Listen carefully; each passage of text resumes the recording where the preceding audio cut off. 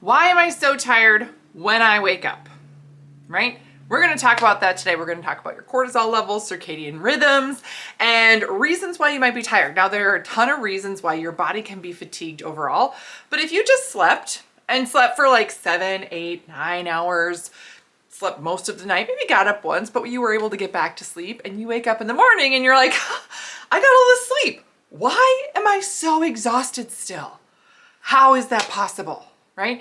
This has a lot to do with your overall body's functions, your cortisol response, hormone levels, and everything. So we're going to talk about what should be happening with your cortisol and your circadian rhythms, and then what can be potentially happening that causes you to be so fatigued. And these are things that we see on your Dutch test, on your dried urine test for comprehensive hormones. These are things that we look at in the Female Hormone Solution program. So if you are not on the wait list, go below this video, get on the wait list. You do not want to miss out.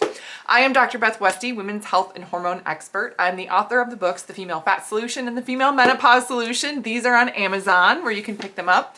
I'm also host of the podcast, The Female Health Solution. So you can subscribe to that at my YouTube, follow me on social media. Make sure you're staying updated with all the content and information I have coming out. So, talking about this morning fatigue, this is an example of what your cortisol pattern should be like. You should have cortisol. A lot of times people think, oh, cortisol is bad, I shouldn't have cortisol. No. You should have cortisol. You just don't want it to be too high or too low. It's got to be just in the middle. So you should have enough cortisol in the morning to wake you up. Cortisol gets built up in your body overnight while you're sleeping. So if you're actually getting deep, restful, restorative sleep, you'll wake up in the morning and feel like, bing, here we go, out of bed, doing things, yes. And if you don't feel like that, then you could potentially be waking up with not enough cortisol in your system, with it being way low or even below range. I see at the very bottom or below range levels. And then for some people, they're like, yeah, it takes me a while to get going. I get going. Okay, and then your levels can come up here. Okay, so it does increase overall. It's going in the right direction, but this is still not a good level. It should be up here. Way high, like double the amount. And you need to have this cortisol level to have appropriate stress responses and everything else. From there, it can usually, what I see on hormone reports is that it just kind of comes down and flatlines really low, and people are like, yeah, I sleep fine because I'm so exhausted that I just crash and I can't get out of bed.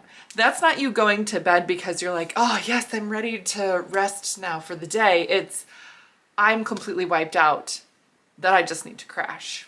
That's very, very different. Very, very different. So this whole pattern here is really the main reason I see people not have energy in the morning when they wake up. So how do we correct this? How do we work with this? Well, some of this is going to depend on what your adrenal function is doing, your current stress levels. Most often I see people not get enough protein, everything else. So these are things we need to address, but it is really tough to change, and it is really tough to just force your body to do it. So it's really important that we're working with your system, that we're working with your body and making this change slowly. That way, when you do have this change in a positive way, you actually get to keep the benefits of it. So let me know if you have any other questions. You can always comment below the video. I do check the comments, so let me know if there's anything else you need, and I will see you guys later.